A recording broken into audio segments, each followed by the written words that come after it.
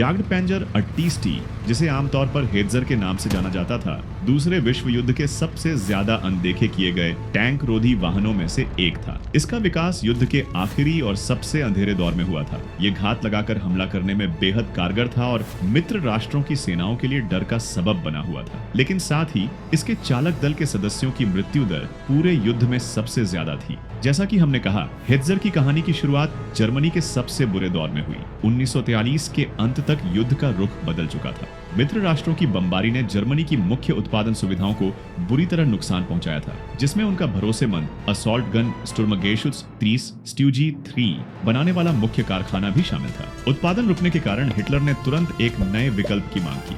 नए डिजाइन को हल्का, तेज और बड़े पैमाने पर बनाने में आसान होना था। यह जिम्मेदारी चेकोस्लोवाकिया में स्थित बीएमएम कारखाने को दी गई। उन्हें पहले से मौजूद चीजों का इस्तेमाल करके एक नया टैंक रोधी वाहन बनाना था। इसका मतलब था कि शुरुआत पैंजर 38T से करनी थी, जो एक चेक डिजाइन का हल्का टैंक था जो पुराना हो चुका था, लेकिन उसका चेसिस अभी भी भरोसेमंद था। और सबसे बड़ी बात, बीएमएम का कारखाना उसे बनाने के लिए पहले से ही तैयार था। इसलिए शुरुआत से कुछ नया डिजाइन करने के बजाय आधा काम तो पहले ही हो चुका था। लक्ष्य था एक 13 टन का वाहन बनाना, जिसमें मोटा और झुका हुआ कवच हो और जिसकी अधिकतम रफ्तार लगभग 60 किमी घंटा हो। ये छोटा, सस्ता और घातक होना था। एक तरह का फोल्क्स स्टुग, लोगों का टैंक, जिसे तेजी से सेवा में लाकर जर्मन मोर्चों पर बढ़ते हुए छिद्रों को भरा जा सके। इस विचार को असली टैंक में बदलना बेहद जल्दी था, लेकिन इसे काम करने लायक बनाना एक बड़ी चुनौती थी। हालांकि इसके साधारण डिजाइन को बहुत कम समय में तैयार कर लिया गया। दिसंबर 1943 तक मंजूरी मिलने के कुछ हफ्तों बाद ही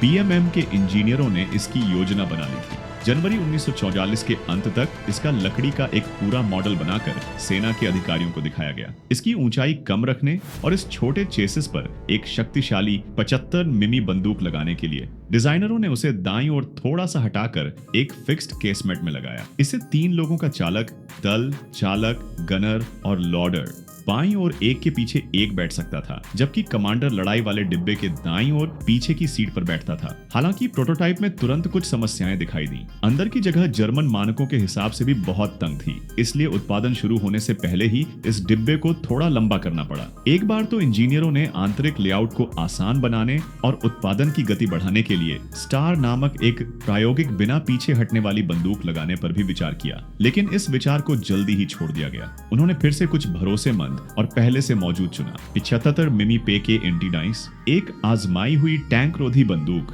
जो पहले से ही काफी इस्तेमाल हो रही थी। दिलचस्प बात यह है कि हेटजर के डिजाइन की कुछ जड़ें जर्मनी के बाहर एक प्रोजेक्ट से जुड़ी हैं। 1944 की शुरुआत में जर्मन इंजीनियरों ने रोमानियाई मार्शल टैंक रोधी वाहन पर गौर किया, जो एक छोटा 6 टन का वाहन था, जिसमें एक पकड़े गए सोवियत चेसिस और एक 45 फीबीएम बंदूक लगी थी। सबसे खास बात थी इसका लेआउट। ये जमीन से बेहद नीचा था और तेजी से झुके हुए कवच के साथ आता था, जो अपने छोटे आकार के बावजूद प्रभावशाली सुरक्षा देता था। यहाँ तक कि वाहन के नाम के पीछे भी एक कहानी है। आधिकारिक तौर पर युद्ध के दौरान हेटजर नाम कभी नहीं इस्तेमाल किया गया था। ये उपनाम मूल रूप से एक अलग प्रोटोटाइप E10 के लिए था, लेकिन कुछ समय के लिए स्कोदा कारखाने ने गलती से इसे याग्ड पैंजर 38T पर लगा दिया। यह नाम मोर्चे पर तैनात सैनिकों के बीच लोकप्रिय हो गया और एक समय जनरल गुडेरियन ने हिटलर को भी रिपोर्ट किया कि सैनिक खुद ही इसे हेटजर कहने लगे हैं। इस तरह यह उपनाम चल निकला और युद्ध के बाद यही वह नाम बन गया जिसे ज्यादातर लोग याद रखते हैं। अप्रैल 1944 तक हेटजर का बड़े पैमाने पर उत्पादन शुरू हो गया।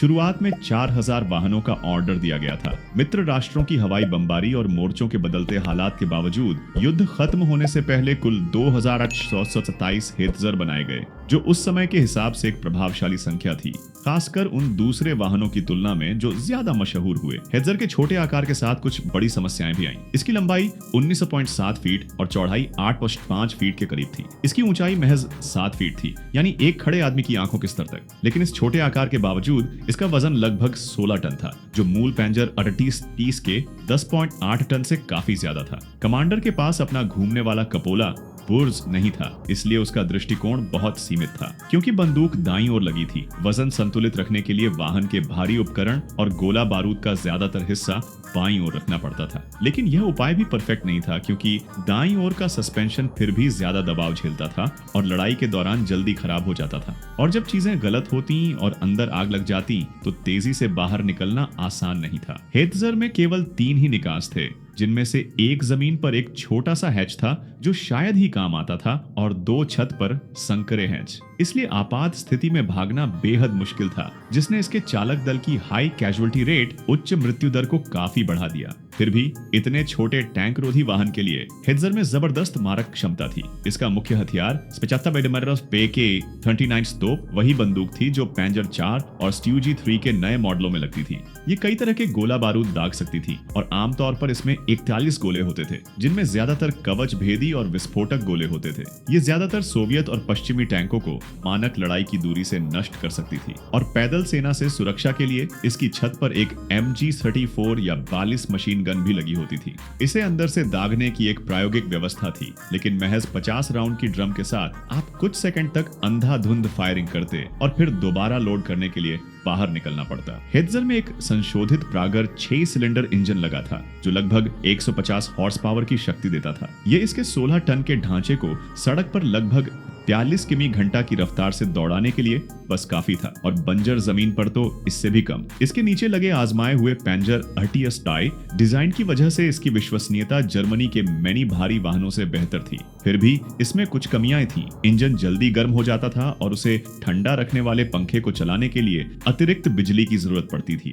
इलेक्ट्रिक स्टार्ट करना भरोसेमंद नहीं था, इसलिए चालक दल अक्सर हैंड क्रैंक से इंजन चलाते थे, और सर्दियों में कभी कभी उसे जमने से बचाने के लिए ब्लो टॉर्च से गर्म भी करते थे। इन सब के बावजूद ज्यादातर चालक दल इसे काफी भरोसेमंद मानते थे, खासकर युद्ध के अंत में बने पैंथर और टाइगर टैंकों की यांत्रिक समस्याओं की तुलना में। हेत्जर ने पहली बार 1944 के मध्य में पूर्वी मोर्चे पर लड़ाई देखी, ठीक उस वक्त जब जर्मनी की किस्मत पलट रही थी। पहली मुठभेड़ों में से एक में घात लगाकर बैठी हेत्जर की एक कंपनी ने बिना कोई अपना वाहन खोए 20 सोवियत टैंकों को नष्ट कर दिया। वे छिपे रहते, दुश्मन के गुजरने का इंतजार करते और फिर हमला करते थे। यह एक आदर्श घात थी और यह बहुत प्रभावी साबित हुई। इस तरह की रिपोर्टें जल्दी ही हाई कमांड तक पहुंची और फैसला किया गया कि और ज्यादा हेत्जरों को मोर्चे पर भेजा जाए। हेत्जर तेजी से फैलने लगे। अब उन्हें सिर्फ डेडिकेटेड टैंक रोधी बटालियनों में ही नहीं, बल्कि पैदल सेना और फोल्क्स ग्रेनाडियर डिवीजनों में भी भेजा जाने लगा। जर्मनी के पास उन्हें रिजर्व में रखने की लग्जरी नहीं थी।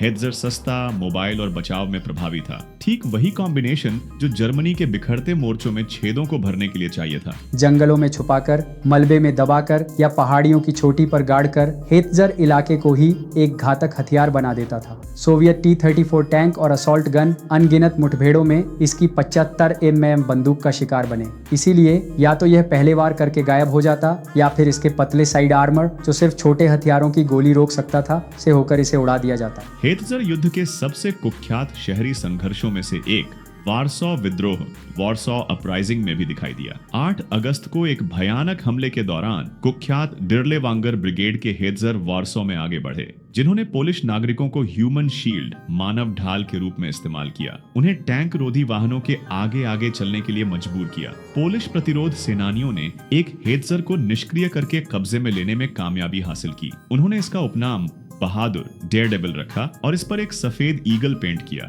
लेकिन इसे कभी लड़ाई में इस्तेमाल नहीं किया गया, क्योंकि इसके पास न तो ईंधन था और न ही गोला बारूद। इसके बजाय यह विद्रोह का एक प्रतीक बन गया। आखिरकार जर्मन दबाव में विद्रोह के टूटने पर इसे छोड़ दिया गया या नष्ट कर दिया गया। अंदर बैठे लोगों के लिए हेत्जर एक हथियार से कहीं ज्यादा था। ये एक तंग, शोरगुल वाली और अक्सर डरावनी जगह थी जहां से युद्ध लड़ा जाता था। चालक दल ने जल्दी ही समझ लिया कि कुछ अनुभवी सैनिक इसे बख्तरबंद ताबूत, आर्मर्ड कॉफिन क्यों कहते हैं। सामने से सुरक्षा देने वाला कवच उन्हें झुकी हुई स्टील की दीवारों में लपेटे रहता था, जिसने अंदर की जगह इतनी तंग कर दी थी कि सांस घुटने लगती थी। हैच बंद होने पर हिलने डुलने, बात करने या आसानी से सांस लेने तक की जगह नहीं थी। गोला बारूद की रैक और बंदूक के बीच फंसे लोडर की नौकरी सबसे मुश्किल थी। उसे भारी गोले उठाने पड़ते, गलत तरफ से ब्रीच के ऊपर से पहुंचकर रीलोड करना पड़ता और कभी-कभी लड़ाई के बीच में ही अपना काम छोड़कर छत वाली मशीन गन को गोला बारूद देना पड़ता। इसका मतलब था हैच से बाहर निकलना और गोलियों के सामने खुद को एक्सपोज करना। सिर्फ 50 राउंड के एक ड्रम को बदलने के लिए जो कुछ ही सेकंड में खाली हो जाता। मनोवैज्ञानिक दबाव भी उतना ही गंभीर था। सीलबंद ढांचे के अंदर गर्मी और धुआं जल्दी बढ़ जाता था। दृश्यता सिर्फ संकरी पेरिस्कोप तक सीमित थी। पीछे या बगल में देखना लगभग नामुमकिन था। कुछ कमांडर अंदर अंधेरे में रहने के बजाय सिर बाहर निकालकर लड़ना पसंद करते थे और जब चीजें गलत होती, एक फ्लैंक अटैक, सीधी मार या आग लगना, तो बचकर निकलना लगभग नामुमकिन होता था। फिर भी कई चालक दलों को अपने हेतजर पर गर्व था। इसके सामने के कवच ने उन्हें लड़ने का एक मौका दिया और इसकी बंदूक लगभग किसी भी चीज को नष्ट कर सकती थी अगर वे पहले वार करते। लेकिन वे एक कड़वी सच्चाई भी समझते थे, अगर दुश्मन ने पहले हमला कर दिया तो दूसरा मौका नहीं मिलने वाला था। हेतजर के अंदर जीवन या मृत्यु का फैसला सेकंडों में होता था। अपने युद्धक रिकॉर्ड से परे हेतजर ने कुछ अजीब एक्सपेरिमेंट्स, गंभीर कंट्रोवर्सीज और अधूरे आइडियाज की एक लेगेसी छोड़ी। 1944 के अंत में कुछ हेतजरों को फ्लेम थ्रोअर टैंकों में बदल दिया गया। ये फ्लम पैंजर टैंक रेगुलर हेतजर जैसे दिखते थे, लेकिन इनमें एक नकली बंदूक की नली के अंदर फ्लेम थ्रोअर लगा होता था। ये आर्डेंस और ऑपरेशन नॉर्डविंड में दिखाई दिए, जहां अलाइड ट्रूप्स को कभी-कभी बहुत देर से पता चलता था कि उनका सामना सिर्फ एक टैंक रोधी वाहन से कहीं ज्यादा है। कुछ और चेसिस का इस्तेमाल रिकवरी व्हीकल्स के रूप में या छोटी एंटी एयरक्राफ्ट गन्स लगाकर किया गया, जो दिखाता है कि युद्ध के अंत तक जर्मन प्लानर्स कितने वर्सेटाइल या डेस्परेट हो गए थे। कुछ हेतजर मुश्किल से ट्रेंड टीनेजर्स द्वारा चलाए जाते थे, लास्ट डिच एम्बुशेस में इस्तेमाल होते थे या फॉल्स सरेंडर, झूठे आत्मसमर्पण से दुश्मनों को फंसाते थे। इन कहानियों ने हेतजर की लेगेसी को एफिशिएंसी, दक्षता के साथ साथ डेस्परेशन, हताशा के हथियार के रूप में भी चिन्हित किया। हालांकि जिन लोगों ने वास्तव में इसमें लड़ाई लड़ी, उनके लिए यह आमतौर पर एक लास्ट डिच होप, आखिरी उम्मीदें थी। हेतजर शैडोज में खत्म हो रहे युद्ध का प्रतीक बन गया, एक टैंक रोधी वाहन जो कवर आर्ट से जिया, लड़ा और मरा।